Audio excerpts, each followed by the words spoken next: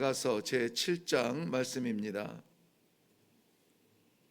아가서 제7장 10절부터 13절의 말씀이죠.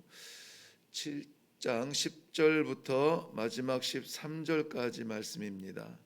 우리 다 같이 한 목소리로 합독하도록 합니다. 시작. 나는 내 사랑하는 자에게 속하였도다. 그가 나를 사모하는구나. 내 사랑하는 자야, 우리가 함께 들러 가서 동네에서 유숙하자. 우리가 일찍이 일어나서 포도원으로 가서 포도움이 돋았는지 꽃술이 퍼졌는지 석류꽃이 피었는지 보자. 거기서 내가 내 사랑을 네게 주리라. 합한 채가 향기를 품어내고 우리의 문 앞에는 여러 가지 귀한 열매가 새것 묵은 것으로 마련되었구나. 내가 내 사랑하는 자 너를 위하여 쌓아둔 것이로다. 아멘. 아멘. 아가서 7장 오늘 전체적인 내용은 두 가지로 구별이 되어 있습니다. 1절부터 9절까지는 솔로몬이 이 술람미 여인을 사랑하는 그 사랑을 표현하고 있고요. 그리고 10절부터 13절까지는 그 솔로몬 왕의 사랑에 화답하는 이 술람미 여인의 이 왕을 향한 솔로몬을 향한 그러한 사랑이 표현되어져 있습니다. 이 7장 한 절을 보면은 정말 사랑하는 사람이 눈을 마주하고 그 사랑의 미러를 속삭이는 듯한 그러한 아름다운 모습이 보여져 있습니다. 사랑은 참 아름다워요. 아름다운 이 사랑을 우리 주님께서 우리 교회를 향하여서도 여전히 하고 계시다라고 하는 그 사랑, 주의 사랑을 생각할 때에 주님만 우리를 바라보는 것이 아니라 우리 또한 주님을 바라보는 이러한 이 사랑의 화답이 있으면 좋겠다 하는 것입니다. 사랑은 화답이고 또 사랑은 표현되어져야 합니다. 아무리 사랑한다고 할지라도 물론 아이고 나를 사랑하시겠지 깨달을 수는 있지만은 그러나 표현할 수 있는 그 사랑은 기회입니다. 그 표현할 수 있는 사랑은 저희들에게 하나님께서 주시는 그러한 기회예요. 그래서 오늘은 저는 이 말씀의 제목을 사랑을 위하여라고 이렇게 좀 여운을 남겼는데요. 거기에 사랑을 위하여 화답하고 표현합시다라는 것을 좀 이렇게 길게 제목을 달고 싶었습니다. 아가서 묵상에서 받은 은혜 중에 은혜는 교회를 향한 하나님의 사랑의 마음이에요. 그 교회를 향한 하나님의 그 사랑이 이렇게 표현되어지고 있다면 성도들도 교회들도 하나님을 향한 그 사랑을 좀 표현하고 화답했으면 좋겠다. 그저 예수 믿기 시작할 때부터 하나님 만날 때까지 받기만 하지 말고 하나님의 그 귀한 사랑을 받았으면은 우리도 좀 하나님의 그 사랑에 화답하고 우리도 좀 입 벌려서 표현하고 우리도 우리의 헌신을 통하여서 하나님의 사랑을 좀 갚아드리면 좋겠다 하는 이러한 사랑의 다짐을 이 아침에 할 수 있기를 바랍니다. 로마서 8장 35절에 고백되어진 대로 누가 우리를 그리스도의 사랑에서 끊으리요. 이거는 뭐 결론적으로 이제 38절에 가보면은 끊을 수 없느니라 이렇게 말하고 있죠. 끊을 수 없는 그 사랑을 표현하는데요. 환난이나 곤고나 박해나 기근이나 적신이나 위험이나 칼이랴 그 무엇도 끊을 수 없는 그러한 사랑을 우리가 받고 있다라는 것입니다. 구체적으로 드러나 있는 이러한 제목들이 오늘날 우리가 우리의 신앙을 어떻게 해야 되는가에 대하여서 좀 생각하게 합니다.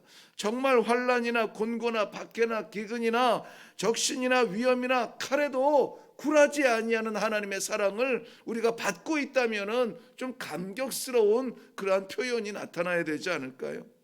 38절에 가보면은 내가 확신하노니 사망이나 생명이나 천사들이나 권세자들이나 높음이나 현재일이나 장래일이나 능력이나 높음이나 낮음이나 다른 어떤 피조물이라도 우리를 하나님의 사랑에서 예수 그리스도 안에 있는 하나님의 사랑에서 끊을 수 없느니라 라고 말씀하고 있습니다. 이러한 절대적인 사랑을 받고 있는 것이 바로 우리 교회요, 성도들이요, 하나님의 백성들이요, 이 아침에 기도드리는 우리의 심령들이라고 하는 이 사실인 것입니다. 1절부터 표현된 여인을 향한 이 솔로몬의 사랑은 어쩌면 의도적으로 그렇게 기록한 것처럼 보일 만큼 아주 구체적으로 이야기해 주고 있어요. 내 신체를 조목조목 들여서 말합니다. 신발을 신은 내 발은 어떻고, 내 넓적다리는 어떻고, 내 배꼽은 어떻고, 내 눈은 어떻고, 내 발은 어떻고, 정말 조목조목 이야기하면서 구체적이고 섬세한 사랑을 우리 표현해 주고 있습니다. 마찬가지로 우리 주님께서, 하나님께서 우리 교회와 성도들을 향한 사랑 또한 이보다 못지않은 사랑을 해주고 계시지 않습니까? 어쩌면 순간도 놓지 아니하시는 하나님의 사랑, 모든 환경과 역사 속에서 가장 적절한 것을 우리에게 주시는 사랑, 너무 많아서 교만해질까봐, 너무 없어서 궁핍해지고 빈곤해질까봐 참으로 적절하게 주고 계십니다. 우리가 이 세상에 안 믿는 사람들, 하나님의 약속이 없는 사람들보다 다 잘 되면 좋죠. 다 잘 될 때 어떻게 됩니까? 세상이 줄 수 없는 것을 받았을 때 어떻게 돼요? 우리가 교만하여져서 우리가 마치 하나님처럼 되는 것처럼 마음이 변질되고 하나님의 사랑을 바꾸어 버리는 것이 우리의 습성이에요.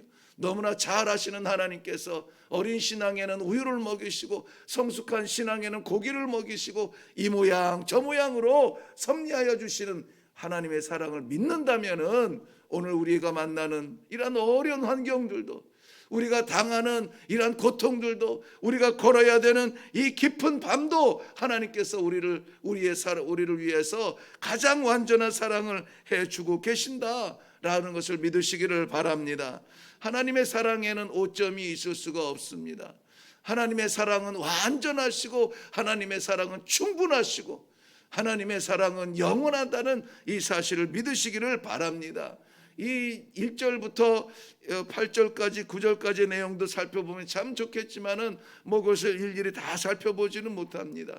심지어는 이 하나님 설교를 할 때 한 절 한 절 이 단어를 이렇게 좀 해석하면서 하는 것도 참 귀한데, 저희가 일단은 이 하나님의 말씀을 창세기부터 계시록까지 이 전체적으로 보기를 원했기 때문에 이렇게 중요한 부분들만 이렇게 볼 수밖에 없는 안타까움이 저희들에게는 제한적으로 있습니다.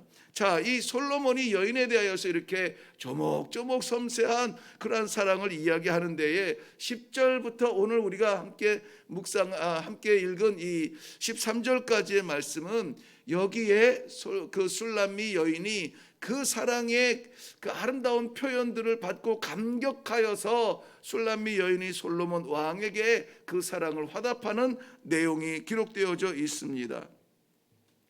먼저 보면은 10절 말씀에 보면은 나는 내 사랑하는 자에게 속하였구나, 나는 내 사랑하는 자에게 속하였구나, 그가 나를 사모하는구나 라고 화답하고 있습니다. 이 아가서를 통하여서 우리에게 주시는 참 위로의 말씀이 2장 16절 그리고 6장 3절에 반복된 것처럼 나는 나의 사랑하는 자는 내게 속하였고 나는 그에게 속하였도다. 이 하나된 사랑에 대하여서 감격하는 것을 이 아가서가 집중적으로 이야기하고 있습니다.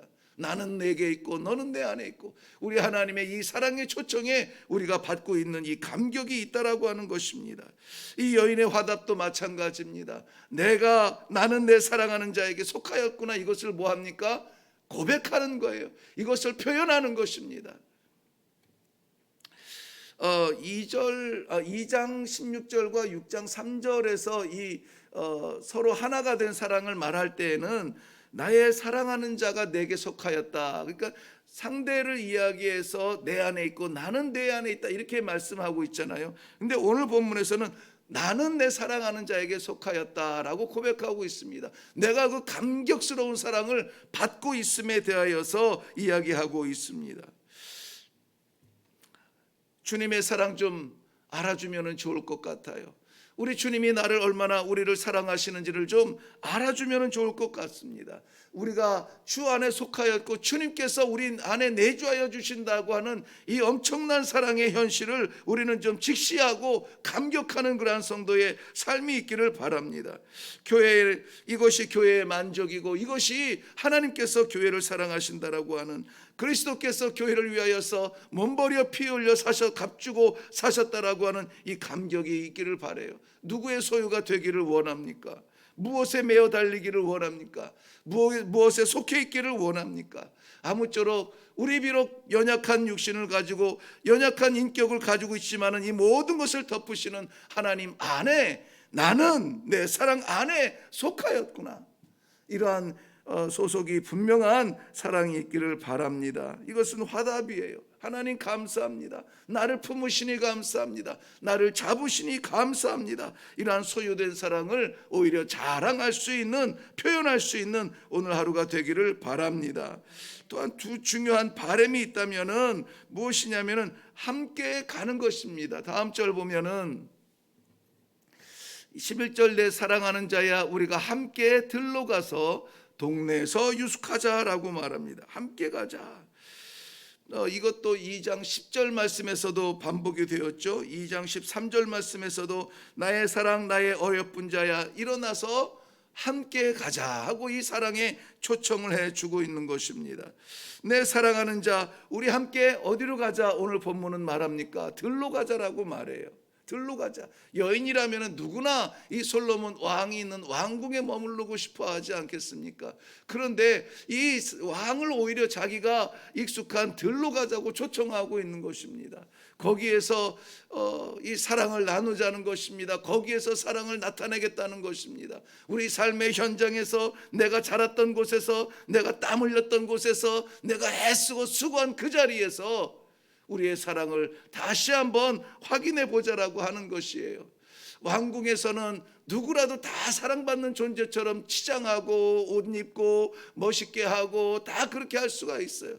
그런데 들에서는 그렇습니까? 이 소녀가 자란 포도밭에서는 그렇습니까? 양을 칠 때 그럴 수 없잖아요. 그러한 삶의 현장에서도 변하지 아니하는 사랑으로 나아갈 수 있다라고 하는 그 자신감이 이 안에 있습니다. 변하지 않겠습니다. 바뀌지 않겠습니다. 잘 돼도 못 돼도 올라가도 내려가도 바뀌지 않겠습니다. 그 어느 자리라도 주님과 함께 가기를 원합니다. 이것은 어떻게 보면 교회의 고백이에요. 슐람미 여인이 이 솔로몬 왕을 들러 갑시다라고 이 초청하는 것은 이 성도들이 하나님을 향하여서 초청하는 그러한 담대함이 감춰져 있다라고 하는 것이에요.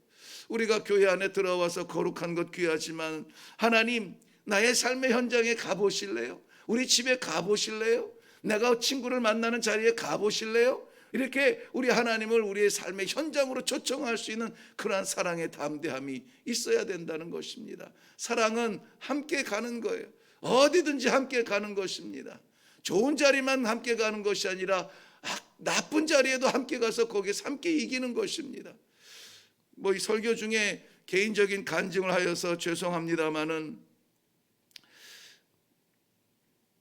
저는 20살에 성장하고 나서 신학교 들어가서 처음 제 집사람을 만나서 하나님께서 아무튼 그 집사람과 이제 이 결혼을 하게 하고 이제까지 같이 오고 있습니다. 남자로서는 아내에게 여러 가지 좋은 환경들을 허락해 주고 싶지요. 그런데 하나님의 부르심이 선교사로 아프리카로 가게 하셨습니다. 그런데 아직까지 제가 20년 동안 또 고집스럽게 미전도 종족 섬김을 통하여서 본질적으로 그들의 이웃이 되기 위하여서